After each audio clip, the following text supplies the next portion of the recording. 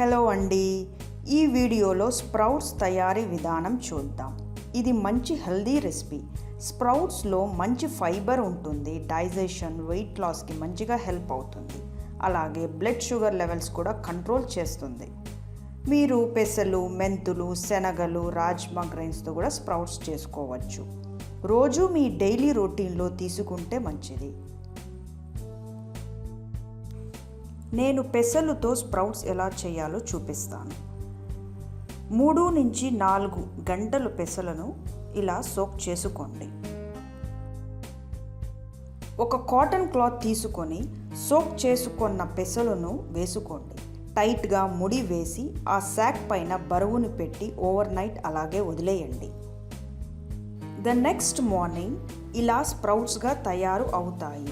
మీరు ఇలాగే రా స్ప్రౌట్స్ తీసుకోవచ్చు, లేదా ఆయిల్లో లైట్గా ఫ్రై చేసి కూడా తీసుకోవచ్చు. నేను ఫ్రై చేసి చూపిస్తున్నాను. ఒక ఆనియన్, క్యారెట్, కరివేపాకు, కొత్తిమీర చాప్ చేసుకోండి. మీరు మీకు ఇష్టమైన వెజిటేబుల్స్ కూడా యాడ్ చేసుకోవచ్చు. ఇప్పుడు ఒక ప్యాన్లో 1 టేబుల్ స్పూన్ ఆయిల్, ఆవాలు, శనగపప్పు, కరివేపాకు, ఆనియన్స్, పసుపు, సాల్ట్, కారం, క్యారెట్, స్ప్రౌట్స్ వేసుకొని బాగా ఫ్రై చేయండి. ఫైనల్గా కొత్తిమీరతో గార్నిష్తో సర్వ్ చేసుకొని తీసుకోండి. Thank you for watching the video.